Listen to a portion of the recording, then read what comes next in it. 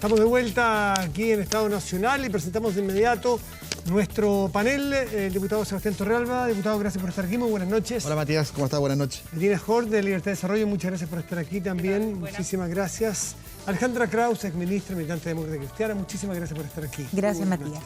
Y Francisco Vidal, ex muchas cosas y actual panelista de muchos matinales. Gracias, Francisco, por estar aquí. Y nocturnos también, ¿eh? No sé, yo lo conozco, lo veo, sé que está mucho en matinales.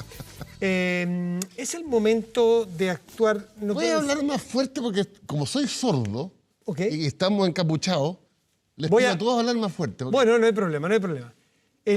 Lo que veíamos del informe diario, y ya esta semana uno de los temas ha sido si es que hay leve mejoría. Hay algunos que temen a que esta leve mejoría se nos transforme en optimismo desmesurado y volvamos a caer en un problema. ¿Cómo se maneja, a juicio de ustedes, esta situación que tiene además realidades muy dispares aparentemente entre la región metropolitana y otras regiones, como O'Higgins, Biobío, Antofagasta? Alejandra Kraus, ¿cómo debiera manejarse de aquí en adelante esta pandemia? A ver, yo creo que aún debe manejarse con cautela, con mucha prudencia. Yo creo que el concepto de leve mejoría es un concepto errático que induce a equívocos para la ciudadanía. Está bien que se le hable a la empresa, a los empleadores, al mercado.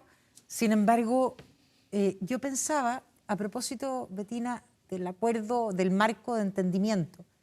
Fíjense que el 19 de junio, estamos hablando hace 9 días atrás, la cifra de fallecimientos en el país alcanzaba 4.000 personas. 8 días, 9 días después, son 5.500 personas las que han fallecido. Las confirmadas. No estoy entrando a aquellas que probables. No estoy refiriéndome respecto de las 9.000 aproximadamente que hay. Entonces hay que ser muy cauteloso. El sistema público y privado de salud sigue colapsado. Están efectivamente copados los mismos. Los PCR nos entregan en un par de horas para controlar los niveles de contagio. La trazabilidad tampoco está resuelta. Entonces, y probablemente nos queda un mes de cuarentena al menos.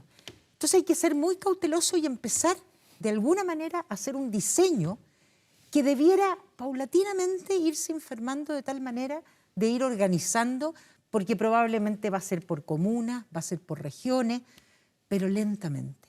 Hoy día, claramente, leve mejoría para efectos de pensar... ¿Pero está bien hablar de leve mejoría como hace el ministro hasta ahora, a tu juicio? A mí no me gusta. ¿No te gusta tampoco leve mejoría? Definitivamente leve mejoría me parece menos grave que el retorno seguro, que la nueva normalidad. Me parece menos grave, sin embargo, no me gusta. Sebastián Torrealba, ¿leve mejoría es un término adecuado para lo que estamos viviendo o te da susto también? Mira, lo que yo me he dado cuenta es que este concepto de leve mejoría no es un concepto ni del Estado, no es de una política pública, sino que creo que es más un concepto periodístico que nace de una cuña. Y por lo tanto, yo creo que lo importante acá es revisar los datos en su contexto. Y hoy día vemos que hay una pequeña baja que no da para celebrar, tampoco para relajarse. Y aquí hay que continuar ejecutando de buena forma las políticas públicas, aumentando los test, aumentando las residencias sanitarias, porque sabemos que para muchas personas es muy complejo hacer una cuarentena de la manera que la pueden hacer otras personas con más espacio. Pero también a llamar a la responsabilidad. Si ustedes ven la academia que salió hace unos segundos atrás, gran parte de las personas asignan que la responsabilidad de las personas es un factor clave para finalmente enfrentar la pandemia. Y yo creo que tenemos que endurecer de alguna otra forma el mensaje con respecto a llamar a la responsabilidad, porque lo único que tenemos claro es que hasta el momento la única vacuna que conocemos que puede ayudarnos contra el coronavirus es básicamente la responsabilidad, no hay otra. Y por lo tanto, hacer caso a lo que dice la autoridad sanitaria, cumplir con la normativa, hacer las cosas que sean solamente necesarias, me parece que es lo único que podemos ir haciendo bien. A mí me queda bastante grande el poncho como para evaluar políticas públicas sanitarias. Por eso no te pregunté, pero ninguno que es especialista, pero sí podemos evaluar políticamente, por ejemplo, el manejo que ha hecho este ministro, si te parece adecuado. Si te sí, a mí me parece bien, me parece que ha dado una continuidad a lo que hizo el ministro Mañalich con un tono distinto. y que evidentemente en estos últimos días, al parecer, estamos teniendo mejores cifras, pero te lo vuelvo a repetir, no hay que ni celebrar ni relajarse, sino que hay que ser cada vez más responsable, porque finalmente aquí está en juego la vida de muchos chilenos y eso es lo más importante que tenemos que hoy día combatir. Betina, ¿tú qué? Sí, a ver, yo creo que el concepto leve mejoría es un concepto finalmente que se instala a partir de la evolución de los datos, ¿no es cierto? Sin duda que hay muchos desafíos en muchas partes de Chile, pero al menos en la metropolitana uno efectivamente ve una menor tasa de contagios, etcétera. Entonces, también hay que entender lo que esto se refiere a la región metropolitana. No estamos hablando de la región del Valparaíso todavía, no estamos hablando de otras regiones que han estado muy afectadas por el coronavirus. Entonces, yo creo que uno en algún momento tiene que empezar a hablar y empezar a ver cómo reacciona también en la medida que uno empieza a ver una menor tasa de contagio, ¿no es cierto? Entonces, uno no puede quedarse ahora enfrascado en si podemos o no podemos hablar de leve mejoría. Son desafíos que tenemos que ir enfrentando paulatinamente y efectivamente vamos a tener ciudades que van a tener una menor tasa de contagio que es lo que hemos visto en otras ciudades. Entonces, yo creo que es acertado hablar de leve mejoría porque es lo que muestran los datos. Entonces, junto con ello, eso no significa bajar la guardia, no significa cambiar la estrategia, sino que significa simplemente aprender de que lo se ha hecho bien y cómo se puede avanzar para que también esta leve mejoría se traduzca en otras ciudades y que se siga profundizando y podamos hablar ya de frentón de mejorías mucho más importantes. Señor Vidal, ¿usted qué opina respecto de es adecuado el manejo que se está haciendo? Si hablar de nueva mejoría, ¿le parece que es peligroso? No, lo malo es la ley de mejoría, lo demás se está haciendo lo que se debió haber hecho siempre. Más teteo, estamos 16, 18 mil diarios, más trazabilidad, más residencias de aislamiento, todavía resiste el sistema integrado, público y privado, en eso. Pero lo quiero vincular a otro tema después, que tiene que ver con que parte importante del éxito, como decía Sebastián, no hay vacuna. La única vacuna que hay hoy día es la cuarentena. La responsabilidad, cumplirla bien. Claro, que es una mezcla. O sea, tú no puedes decir que alguien que sale porque tiene que comer en la noche es un irresponsable, sería irresponsable con su estómago.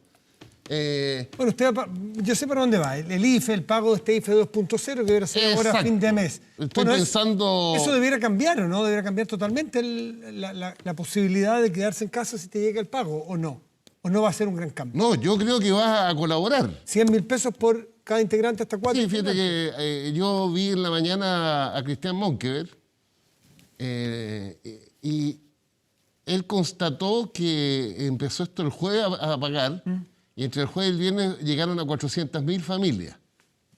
Pero lo interesante es que dijo que esta semana que se inicia mañana, el jueves y viernes de esta semana, se llegaría a 2 millones. Entonces, ahí tú tienes ya una política que tiende a cumplir el objetivo de la vacuna, entre comillas, ¿no? De garantizarle a las personas que tengan un ingreso para que evitar que salgan a buscar ese ingreso. Otro tema, y a mí me gustó mucho, porque hay coincidencia, por lo menos con el ministro Monkever, de que el IFE llega más o menos al 60% de los hogares y nos está quedando fuera el decil 7, el decil 8 y el decil 9, que esa es la presión máxima de la clase media. Descarto el décimo, el 10% de mayores ingresos. Yo creo que el tema que tiene la política hoy día, el gobierno y oposición, es cómo apoyar a ese grupo. Bueno, otras políticas de clase que todo el mundo sabe, y con evidencia que la traigo. A ver, te voy a dar un ejemplo. A ver, te doy un ejemplo, que quiero abrir el tema para otro lado. Me metí en el registro social de hogares y me ayudó mucho Juan Eduardo Fagundes, que fue el subsecretario del Ministerio con Bachelet. ¿Ya?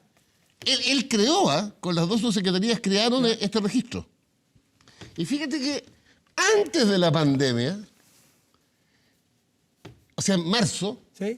El registro social de hogares tenía 5.300.000 hogares. En persona, 13.400.000 chilenos, que corresponden al 74% de la población. ¿Y ahora? Espérate. Eso es. Y están postulando 2.800.000 más.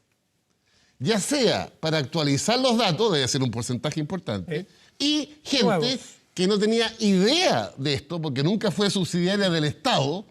Entonces, lo que quiero decir, lo que a mí me aprieta el cogote, es que el IFE 2 el informe financiero es para 2.100.000 hogares y potencialmente crece. En el mejor de los casos vamos a llegar a unos 3.800.000 hogares. Entonces, ¿cuál es el desafío a partir de mañana? Ese ¿Cómo sector- ayudamos a ese 30% Deje preguntarle a Betina. que queda afuera? Deje preguntarle a Betina si, por ejemplo, el retiro del 10% de los fondos de pensiones de las personas es una alternativa en algún momento, al medio o al final, o retirar APB, como Francisco en algún momento lo planteó aquí. Betina. Yo creo que hay que entender varias cosas, los distintos instrumentos que se están utilizando y que se han planteado y se han legislado en el Congreso para distintos tipos de hogares, distintos niveles socioeconómicos. El ingreso familiar de emergencia está enfocado a las familias más vulnerables, aquellas de menores ingresos, ¿no es cierto? Y lo que busca entregar son 400.000 pesos en promedio a un hogar de 4 personas.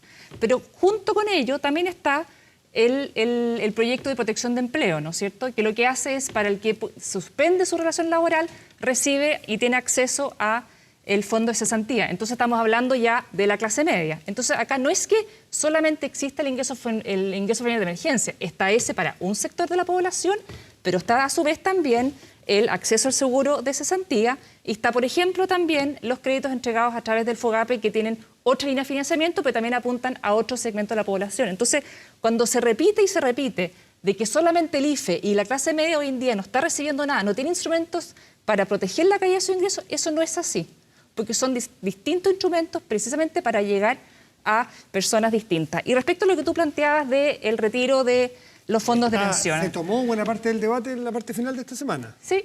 A ver, respecto de eso, yo creo que hay que ser muy responsable. Todos sabemos si es que la gente si se retira fondos de su jubilación, sin duda va a tener pensiones más bajas el día de mañana. Eso hay que entenderlo así.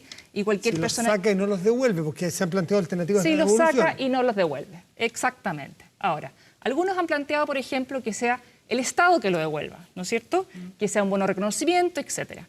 Bueno, en ese caso, por ejemplo, si pensamos que el Estado devuelve esa plata y es un retiro de hasta del 10%, eso implica un costo fiscal de 15.000 millones de dólares, ¿no es cierto? Recordemos que el fondo COVID hoy día es de 12.000 millones de Pero dólares. está claro que el Mercurio día ponía 6.000, me dio la impresión, 6.000. No, lo que No, pasa son es que, 15.000 millones de dólares. Los ya, calculé, el fondo está bien. seguramente leí mal yo. Sí, entonces... Seguro leí mal yo. Es más. No, lo que pasa es que, Francisco, hoy día el fondo de pensiones son 200.000 millones de dólares. El 10% serían 20.000 millones, ¿no es cierto? Pero eso es cuando uno toma el fondo en su conjunto. Cuando uno va viendo por saldo promedio de las Exacto, cuentas de capitalización, llegas a 15.000 millones de dólares, ¿ya?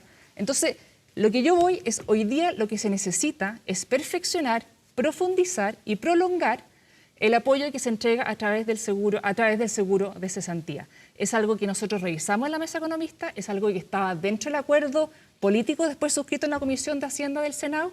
Lo que establece es un mejor acceso, prolongar los beneficios, aumentar los beneficios desde el seguro de cesantía. En el seguro de cesantía hoy día hay del orden de los 14.000 millones de dólares emposados.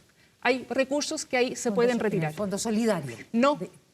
En las cuentas, no. individuales. En el fondo solidario, 4.000. en el fondo solidario, efectivamente, en el fondo solidario hay del orden de los 4.000 millones y en las cuentas de 8.000 millones.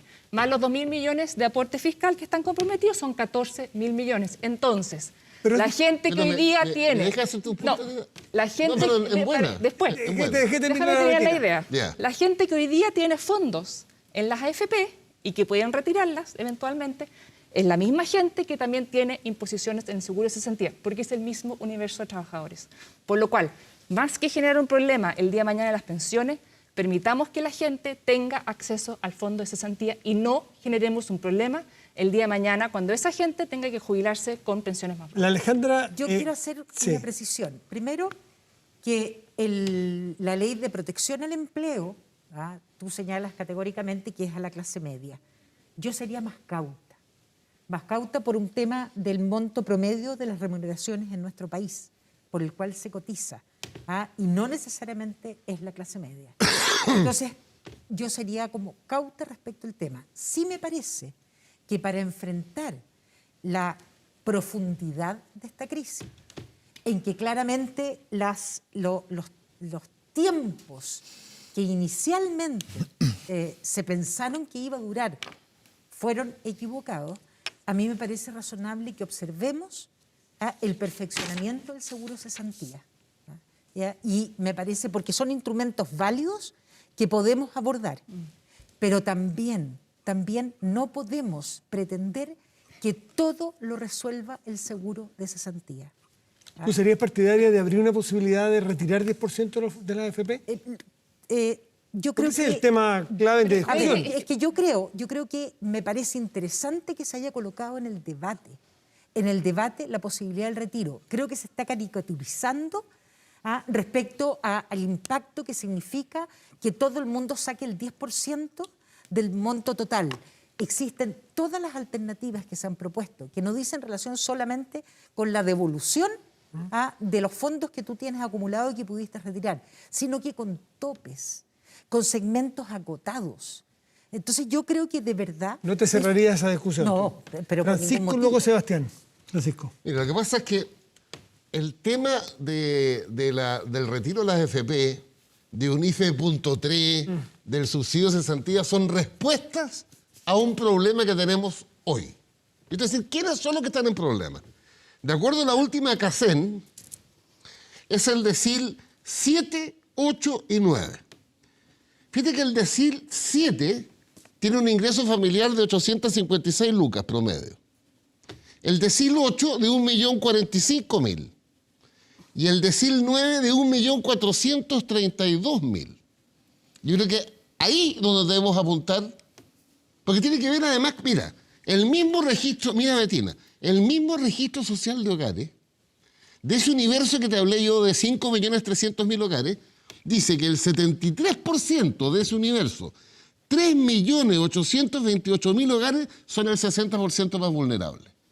Entonces, ¿cuál es el punto? El punto es qué hacemos, y ahí viene la alternativa que estamos hablando, ¿qué hacemos frente a ese 30%? Que, mira, en el mejor de los casos vamos a llegar al 60%. ¿Te parece que hay que explorar Entonces, todas las alternativas que dice Betina antes de la AFP? Bien riguroso. También. No, bien riguroso. Si tú me dices, como primera opción de solución, el retiro de la AFP, yo te digo que no. Pero si la política no descubre en las próximas 72 horas o esta semana cómo tú apoyas a este grupo, bueno, no quiero otra alternativa. Pero, sí, ¿Me entiendes o no? A mí, Sí, Sebastián. mira, hoy día yo creo que es el momento de ser solidario con la clase media. Hoy día la clase media, y sobre todo los deciles que dice Pancho, El 7, 8 y 9. el 7, 8 y 9, están empezando a casi caer en la pobreza, porque están viendo mermados sus ingresos y todavía tienen una carga por la cual, o un costo fijo, el cual tienen que pagarlo igual, el arriendo, El o si tienen un dividendo. dividendo, o si están en un colegio, tienen que seguir pagándolo. Entonces, de alguna u otra forma hay que llegar con políticas públicas a ellos. Hacerlo a través del retiro de la AFP, para mí es pan para hoy y hambre para mañana. Porque además, si tú retiras el 10% y tú sabes que el promedio de lo acumulado por cada uno de los pensionados está del orden, si no me equivoco, usted me puede, para no caerme, el retiro va a ser muy pequeño y por lo tanto se puede suplir con ayuda del Estado por otro lado. Porque además retirar los fondos de pensión genera otras cosas negativas, como por ejemplo inflación. ¿Y quién se afecta con la inflación? Los más vulnerables. Entonces, aquí yo creo, por ejemplo, de que tenemos que empezar a ver otras alternativas, como por ejemplo entregar subsidios a la clase media. ¿Cuáles son las cargas o cuáles son los costos fijos, que como lo decía antes, más clásicos de la clase media? El arriendo, el dividendo, y son políticas públicas que hay que empezar a mirar. Sebastián, pero tu propio partido y el presidente de tu partido es uno de los que se ha abierto, con bastantes matices, lo han intentado caricaturizar, poner en el blanco con el negro. Él ha dicho que hay un montón de matices y que sería la última. Su amigo Lavín, lo mismo, la última Y mi amigo posibilidad. Desbordes. Sí, mira, Matías, de hecho, antes de venir hacia acá y que tú me sacaras casi en pijama de mi casa, porque estaba representando a Gonzalo, tuvimos una reunión de bancada de casi 2 horas por Zoom. Yo soy jefe de bancada y por lo tanto me toca organizarla. Y estuvimos viendo el tema del retiro de la AFP, estuvimos viendo políticas públicas relacionadas a la clase media y lo que nos quedó bastante claro es que el retiro de la AFP es la última ratio, es lo último que podemos hacer. Obvio. Lo que pasa, Sebastián, y que a mí me lo parece... último, lo que dice Francisco. Espérame un segundo, pero hoy día, dentro del acuerdo, donde hay 15.000 millones de dólares, 12.000 millones de dólares, hay recursos para sacar, para ir en ayuda de la clase media, del decil 7, 8 y 9, que son los que están viendo afectados y que dicen, oye, a mí no me toca absolutamente nada, porque ven... Estamos viéndolo cada vez más. Caja de alimentos... Pero ven puedo hacer una precisión. Una precisión y Betina, Yo quiero tiene la palabra. aportarle un dato, Sebastián. Precisión la Alejandra, Sebastián, Betina, luego Francisco. Sebastián, hay que recoger de que no hay tiempo. Esa clase media o estos deciles están desde marzo. Sus ingresos fueron mermados. Ya han pasado 5 o 6 meses en que esto para ellos está siendo tremendamente complejo. No hay tiempo. Betina, Jorge. Sí, a ver, y cuando trabajamos en la mesa los 16 economistas y después se tradujo algunas partes en este acuerdo político, se habló del tema de cómo ir en ayuda a los distintos sectores de la economía, los más vulnerables, ingresos familiares de emergencia, seguros de cesantía, las clases medias, etc. Y ahí yo quiero insistir, el acuerdo fue, y también lo que se suscribió por las bancadas, es aumentar, ampliar, elevar el apoyo desde el seguro de cesantía, que apunta exactamente a la misma gente, a la misma clase media que tú hablabas, que tiene también fondos en las AFP, porque el señor que era independiente o que nunca tuvo un ingreso formal, no tiene ni fondo en la AFP y tampoco tiene fondos en el seguro de cesantía. ¿Cómo se aumenta, Betina? ¿Cómo se aumenta por el apoyo a ejemplo, través del seguro de cesantía? Por ejemplo, varias cosas. Uno, hoy día la ley que hoy día está vigente establece un retiro mensual de la cobertura que te da el seguro de cesantía, ¿no es cierto? Primer mes 70%, después te baja 50, 55, etc. Lo que se propone en el acuerdo político es dejarlo en un 55%, es decir, que no se vaya retirando el beneficio. Además de ello, también se aumentó el piso mínimo que recibía la gente desde el Fondo Solidario Cesantía, que se elevó a 225.000 por persona. Estamos hablando por persona, no estamos hablando por hogar como es el ingreso familiar de emergencia. Entonces, hoy día ahí hay fondos emposados, fondos que, por ejemplo, pudiera haber gente que no ha podido acceder. ¿Por qué? Porque quizás no cumplen las condiciones para acceder al fondo de cesantía, como por ejemplo haber tenido cotización en los X meses anteriores. Supongamos una persona, no sé, que se independizó hace 3 años atrás, tiene recursos en el fondo de cesantía, pero no puede acceder a ellos porque no tuvo las cotizaciones en los últimos meses. Entonces, bueno, veamos fórmulas para que esa gente que tiene hoy día cuentas a fondos en las cuentas individuales tiene acceso al fondo de cesantía, porque en su momento aportó ese fondo de cesantía él o su empleador. Bueno, veamos cómo le damos acceso. Vuelvo a repetir, en el fondo de cesantía, tanto en las cuentas individuales como en el solidario, hay 14.000 millones de dólares. Entonces hay que ver cómo da la impresión de que todavía no es un problema de monto porque hay de dónde recurrir, sino que tener ingenio suficiente y... Déjame darte un dato nomás. Para poder... Déjame un dato breve y va con Francisco. No, un dato nomás.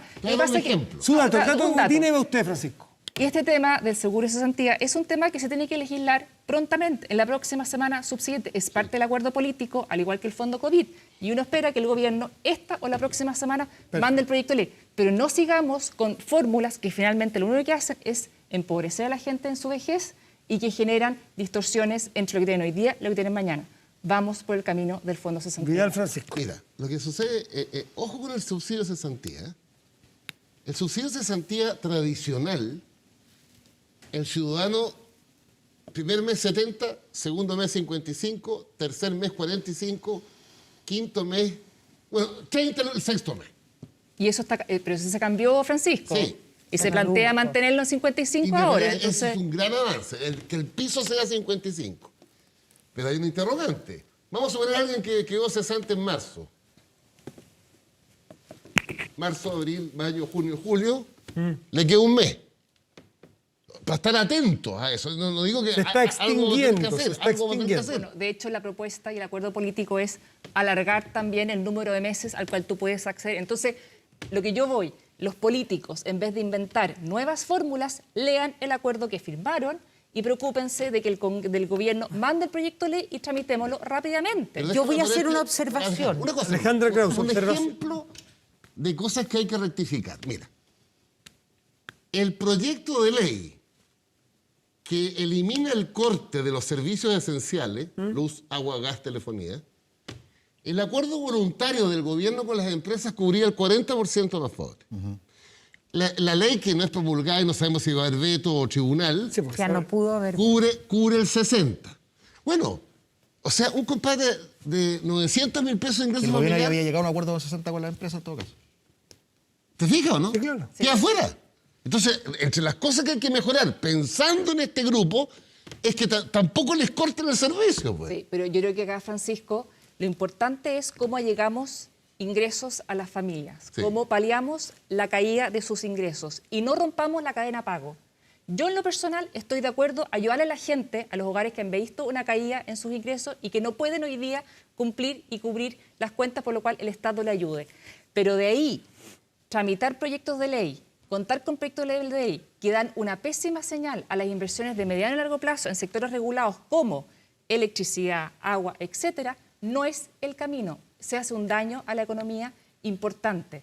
Por lo cual, cómo apoyamos los ingresos de los hogares es lo primordial, para que a partir de eso tengan los recursos para poder esas cuentas, pagar las cuentas de agua, etcétera. Lo mismo también que pasó cuando hablaban de suspender el pago arancel en las universidades. Genera otro problema en las universidades. En votación que Sebastián, Entonces, y luego Alejandra. el foco tiene que estar en los ingresos de los hogares. Sebastián, en la vía de llegar a un nuevo acuerdo con las empresas en vez de un proyecto de ley, por ejemplo, que además no está claro su admisibilidad. Hoy día Inconstitucionalidad. el proyecto de ley ya está aprobado por el Congreso. Sin perjuicio de eso, el gobierno ya había avanzado en un acuerdo con las empresas, al igual como está hoy día promulgado o está terminado el proyecto. Yo fui bien crítico de ese proyecto durante toda su tramitación, porque creo que los acuerdos son más rápidos para que le llegue el beneficio a las personas.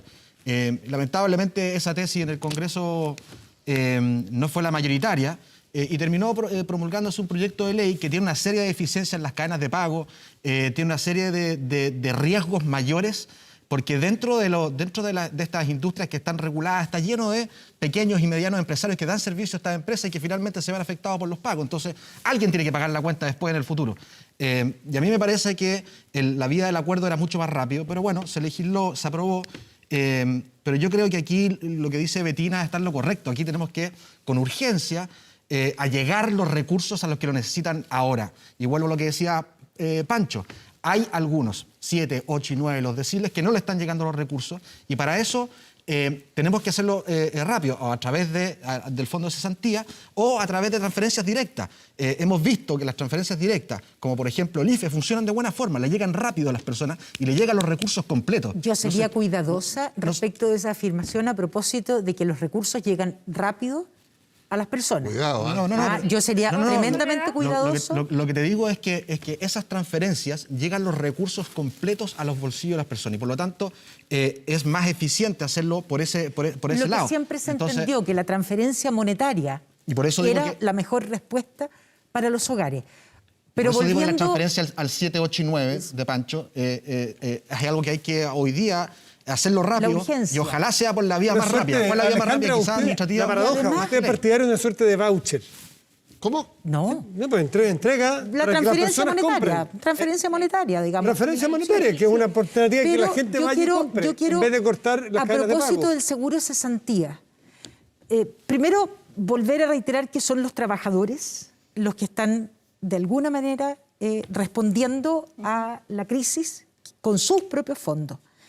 Y a mí, en toda la discusión, cuando hablamos del perfeccionamiento del seguro de cesantía, cómo va a operar, nos olvidamos algo que el Banco Central señaló. Y es que más del 50% de las empresas que se han acogido a esta ley van a terminar su relación laboral de los trabajadores al término de los beneficios. Eso significa que nosotros estamos hoy día enfrentando la urgencia, que está bien, utilizando el mecanismo del seguro de cesantía a través de los fondos de individualización, pero ¿qué va a pasar después? Bueno. ¿Qué va a pasar después con esos trabajadores? Y no, espérate. Y respecto de ese punto, porque sí leímos el marco de entendimiento, las 3 medidas para la reactivación, que es la flexibilidad y la adaptabilidad, subsidio al desempleo y subsidio al empleo, hay que tener claro y estudiar, porque hoy día hay experiencias en el mundo en que te dicen que la flexibilidad y la adaptabilidad no es el mecanismo mejor para generar empleo. Tampoco los subsidios al empleo. Volvemos, el seguro de cesantía, que es lo que Europa ha utilizado y fortalecido a través de la flexiseguridad.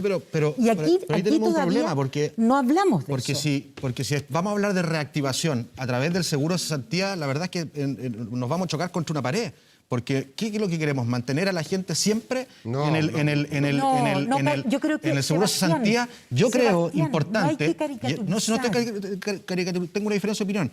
Yo creo, y se lo he dicho al gobierno en varias oportunidades, de que aquí hay que acelerar con mucha fuerza las políticas públicas que vayan en reactivación del trabajo.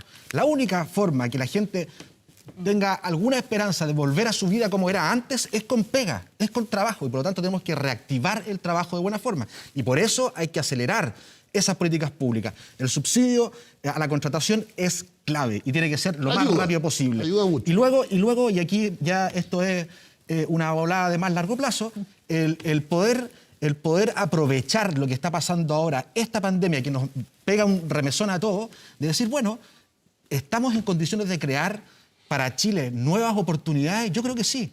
Yo creo que hoy día tenemos que sentarnos a pensar también los políticos, no solamente en la legislación para llegar a los recursos la próxima semana, sino que también para decir, bueno, esto es una oportunidad para que Chile deje de ser, por ejemplo, solo un exportador de materias primas y empezar a activar con fuerza industrias que tienen potencialidades gigantes, como por ejemplo la ciencia y tecnología. Y uno podría decir y pensar, podríamos quizás de aquí, y esto por eso digo que es una volada a largo plazo, decir, bueno, podríamos sacarle los impuestos a las pequeñas y medianas empresas de la ciencia y tecnología por 10 años y generamos un hub regional y empezamos a pensar en el largo plazo. Yo creo que solamente... En el largo plazo vamos a discutir, porque yo soy partidario de subir la carga tributaria a los grandes. No, estoy hablando de liberar de carga tributaria a El las pequeñas y medianas presidente empresas Lago relacionadas a la ciencia y tecnología.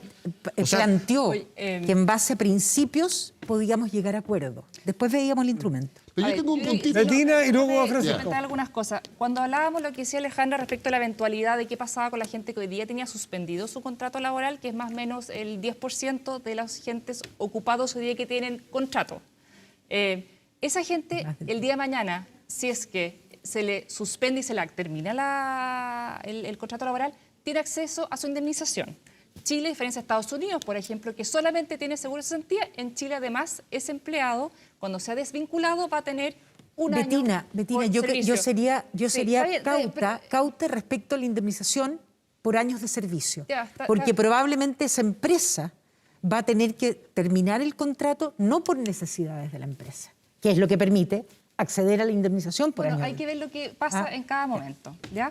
Entonces, también tenemos ese mecanismo que le llega recurso a la persona una vez que pierde el empleo. Y cuando hablamos de flexibilización, lo que tú planteabas en el tema de la...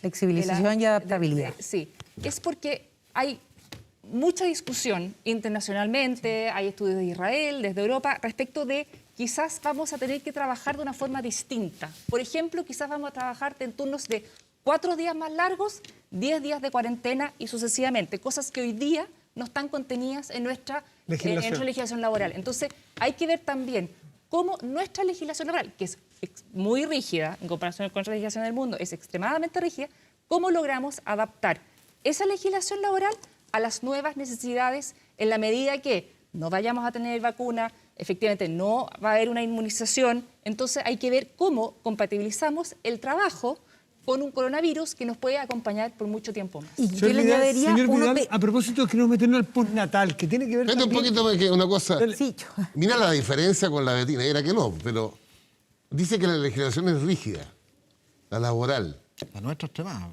¿sí? Sí. ¿Tú sabes cuál es la principal norma en Chile de la legislación laboral que no está escrita en ningún código? Si no te gusta, te vas.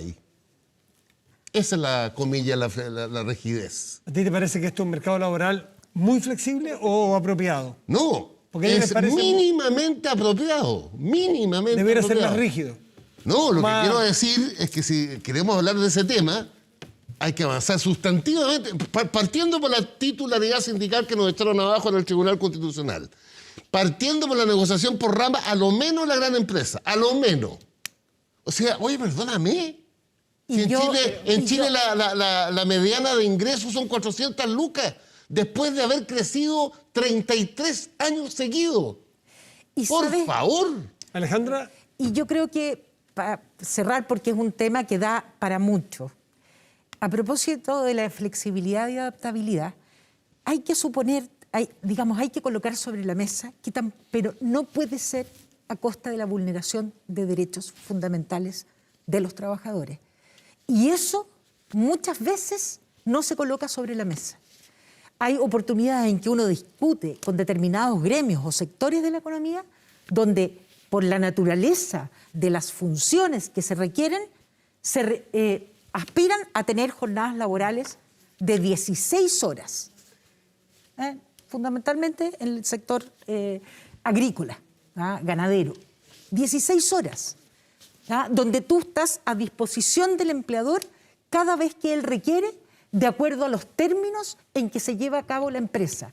Entonces yo creo que si queremos hablar en serio sobre flexibilidad y adaptabilidad para la nueva era, no el retorno seguro, para la nueva era, también coloquemos los derechos fundamentales y la debida protección de los trabajadores. El gobierno ha planteado un proyecto frente al del postnatal de emergencia, que está, ¿no es cierto?, con muchos votos en la Cámara, incluso gente de oficialista, que es un proyecto mucho más amplio, un plan mucho más amplio, porque los otros decían que era muy regresivo, que afectaba solamente a las mujeres o a los hombres con más poder adquisitivo, que dejaba a la gran cantidad de personas afuera. ¿Y qué le parece, Francisco Vidal, este proyecto del gobierno, que es más amplio, con hasta 6 años, con 6 años de los niños, con, qué sé yo, con ingresos mínimos garantizados? ¿Qué le parece a usted? Yo creo que es re importante explicarle a la gente que nos está viendo que son dos mundos distintos. Son dos universos distintos. Pero que el de postnatal era probablemente la gente que tenía más oportunidades, que tenía contrato de trabajo. No, pues, un momentito. Yo fui siempre partidario en el gobierno, me fue mal, de Bachelet, donde participé del postnatal. Pero el postnatal tiene un problema de origen. En Chile nacen 240.000 guaguas al año. Las guaguas con protección son 80.000. O sea, hay 160.000 guaguas que nacen en Chile y la madre no tiene ni pre ni postnatal. Entonces, ¿había que ir con una política a esas 80.000? Espérate. Entonces, ¿cuál es el punto? Yo creo que el proyecto del gobierno para las para postnatal es un avance. Para ampliar. Es un avance. Pero no me coloques el avance tapándome el otro, pues. Yo soy Son partidario. complementarios a tu juicio. Yo soy partidario en el tema del postnatal, que se extienda el postnatal mientras dure el estado de excepción, la pandemia.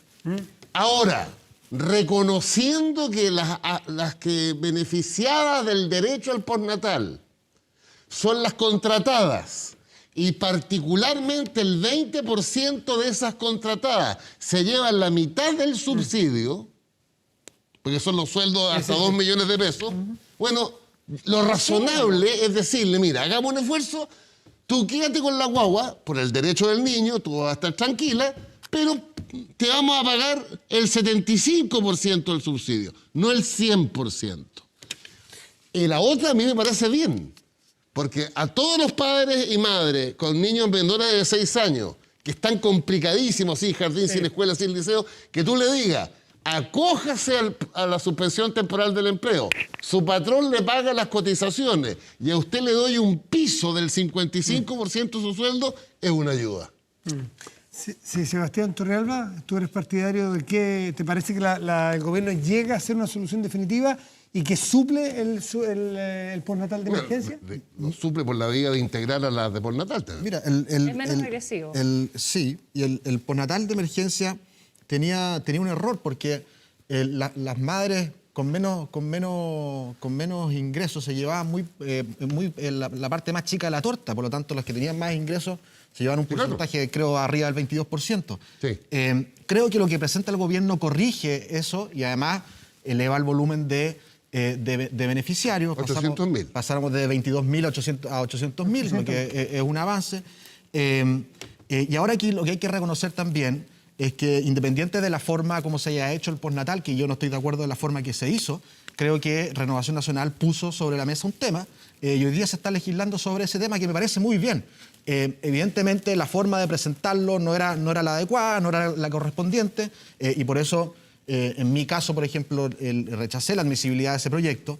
Esta semana se ve el miércoles, si no me equivoco, la comisión mixta de ese proyecto para luego votarse el jueves en el Congreso. Pero evidentemente hoy día hay una propuesta maciza, concreta del gobierno, que se hace cargo del problema y por lo tanto está dando una solución concreta a miles de madres y padres que están en este problema, que es un problema real, que lo viven... son dos mundos distintos. Pero Todo lo que quiero decir es que son dos mundos distintos. Yo creo que Betina. es un muy buen ejemplo de cuando la oposición dice de qué estamos hablando para ponerme. Porque la verdad que a todas luces el proyecto de ley que presenta el gobierno es bastante más sólido, integrador y precisamente ayuda más a los que más lo necesitan y no es un proyecto regresivo donde finalmente que se está subsidiando acá a la clase alta, a la gente de ingresos de 2 millones de pesos. Hasta 2 millones. Yo no, Hasta 2 millones. yo no Entonces, coincidiendo- sí, está Termina bien, Betina voy a y luego la rebatirme. gente. Hoy día lo que está planteando el gobierno a través del proyecto de ley de postnatal es que aquellas personas cuyo postnatal termina en época de situación de declaración de catástrofe de emergencia, pueda acceder al seguro de cesantía con una tasa, con un nivel de reemplazo más alta y con un piso mínimo también más alto de lo que es la regulación permanente. Por lo cual, precisamente lo que está haciendo, está llegando más recursos a los sectores más desvalidos. Yo voy a hacer Por lo una cual, precisión. Nos tenemos que decir que la precisión tiene que ser de verdad Ser de verdad. precisión. ¿Sabes qué? Ya nos vamos. Sí, pues. Este proyecto de ley y el nivel de debate Cada día demuestra menos tiempo. que una vez más el gobierno llega tarde para dar respuesta a una urgencia que efectivamente las madres y padres cuidadores tienen en la realidad. Y ese es lo grave de lo que estamos viviendo y la falta de diálogo político y liderazgo que en esta materia las autoridades del gobierno Estoy han en desacuerdo tenido. contigo, ¿sabes por qué? 5 Porque segundos, porfa, muy porque breve. finalmente hemos llegado a un acuerdo en donde hay 12 mil millones de dólares para reactivar, para crear una red de protección. Estos proyectos de ley Y se empezaron a discutir en marzo. Y ese acuerdo, El 23 lo de único marzo que se presentó demuestra el primer es que hay proyecto de un ley. interés real, que hay un liderazgo real en la centroderecha para poder acudir a los más necesitados en esta pandemia, Sebastián, que Betina. es terrible para todos. Sebastián, Betina, Francisco se va a quedar así esta vez, alguna vez que se quede esperando. Francisco Vidal, Alejandra Kraus, muchísimas Muchas gracias por estar gracias. esta noche aquí. Gracias. Y Acuérdense, la clase media. bueno, y en estos días